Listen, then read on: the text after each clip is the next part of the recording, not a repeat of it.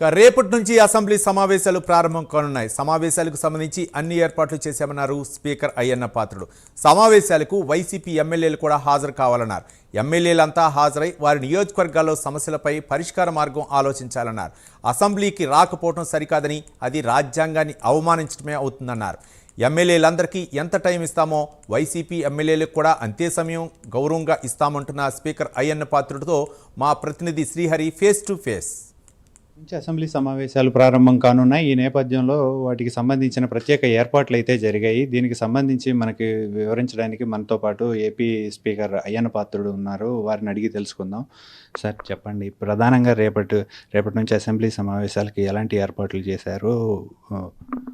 రేపటి నుంచి అండి, అంటే 18వ తారీఖు రేపటి నుంచి మన అసెంబ్లీలో వర్షాకాలపు సమావేశాలు అంటాం. మనం ఆ సమావేశాలు ప్రారంభిస్తున్నాం.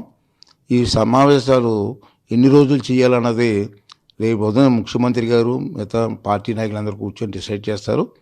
దాని ప్రకారంగా నా ఉద్దేశం ఏంటంటే, దసరా కంటే ముందు 2 రోజుల ముందే సమావేశాలు ముగించి అవసరమైతే మళ్ళీ తర్వాత పెట్టుకోవచ్చు. దసరా మనకు ముఖ్యమైన పండగ కాబట్టి అలాగని చెప్పి ఆలోచిస్తున్నాం. రేపు అసెంబ్లీలో సమావేశంలో సభ్యులందరూ వచ్చి సమావేశాల్లో పాల్గొని మీ సమస్యలు మాట్లాడి పరిష్కార మార్గం కోసం ఆలోచించాలని సభ్యులందరూ కూడా రావాలని చెప్పి మనస్ఫూర్తి కోరుకుంటున్నాను. రెండోది ఏంటంటే, మన జగన్మోహన్ రెడ్డి పార్టీ వాళ్ళు కూడా ఎమ్మెల్యేలు రావట్లేదు అసెంబ్లీకి. ఇది పద్ధతి కాదు. రాజ్యాంగాన్ని అవమానించడం జరుగుతుంది. ఇది తప్పు. మీరు కూడా ఎమ్మెల్యేలుగా అసెంబ్లీకి వచ్చి మీ సమస్యలు చెప్పండి. మీ ప్రాంత సమస్యలు, మీ నియోజక ప్రజల సమస్యలు మాట్లాడి దాన్ని పరిష్కారం చేసుకోవడం కోసం మీ ప్రయత్నం చేయమని చెప్పి నేను కోరుకుంటూ, అందరు ఎమ్మెల్యేలకి ఎంత టైం ఇస్తున్నానో, ఎంత గౌరవిస్తున్నానో అదే గౌరవం అంతే టైము మీకు కూడా ఇస్తానని చెప్పి ఈ సందర్భంలో మనం చేస్తున్నాను. రెండోది ఏంటంటే, రేపు అసెంబ్లీకి కావాల్సిన బందోబస్తు కానీ ఏర్పాట్లన్నీ కూడా ఇవాళ డీజీపీ గారితో, చీఫ్ సెక్రటరీ గారితో మధ్యాహ్నం మీటింగ్ పెట్టి వాళ్ళతో మాట్లాడి అన్ని ఏర్పాట్లు పూర్తి చేయడం జరిగింది. ఎక్కడ ఏ ఇబ్బందులు లేకుండా చేయడం కోసం కూడా అన్ని ఏర్పాట్లు చేసాం. అంతే రేపు సమావేశాలని బ్రహ్మాండంగా చేయడం కోసం, మంచి చర్చ జరగడం కోసం అందరూ సహకరించమని చెప్పి అందరినీ కోరుకుంటున్నానండి.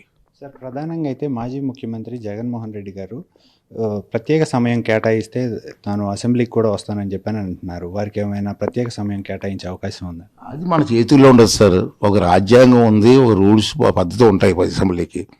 ప్రతిపక్ష నాయకుడిగా టైం ఇవ్వచ్చు. అతను ప్రతిపక్ష నాయకుడు కాదు, అతను కావాల్సిన నెంబరింగ్ లేదు. అయినా సరే నా ప్రతిపక్ష హోదా ఇవ్వమంటాడు. ఎలాగివ్వగలను నేను? నా చేతుల్లో లేని పనిది. నేను ముందే చెప్పాను, నేను పోజారిని మాత్రమే, నా చేతుల్లో లేదు. నేను కూడా రూల్స్ పాటించవలసిన అవసరం ఉంది. మీరు రండి, అసెంబ్లీని గౌరవించండి, రాజ్యాంగాన్ని గౌరవించండి, వచ్చి మాట్లాడండి. మిగతా ఎమ్మెల్యే అందరికీ ఏం ఇస్తానో అదే టైం మీకు ఇస్తాను, మీకు గౌరవిస్తాను. అంతేకాని నేను రాను, నా ప్రతిపక్ష హోదా కావాలి, నాకు ఇస్తేనే వస్తాను అని పబ్లిక్గా స్టేట్మెంట్ ఇస్తున్నారు. అది నా చేతుల్లో లేని పని, నేను చేయలేని పని. మీరు అసెంబ్లీకి వచ్చి మాట్లాడండి, మీకు ఇవ్వాల్సిన గౌరవం నేను ఇస్తాను, మీకు ఇవ్వాల్సిన టైం నేను ఇస్తాను. అసెంబ్లీ కట్టుబడి తీర్మానాలు ఏవైతే ఉన్నాయో వాటికి అనుకూలంగానే మనం సమయం కేటాయించడం జరుగుతుంది అంటూ కూడా మన ఏపీ స్పీకర్ అయ్యన్న పాత్రుడు తెలిపారు. కెమెరామెన్ జీవన్తో శ్రీహరి, ప్రైమ్ 9 అమరావతి.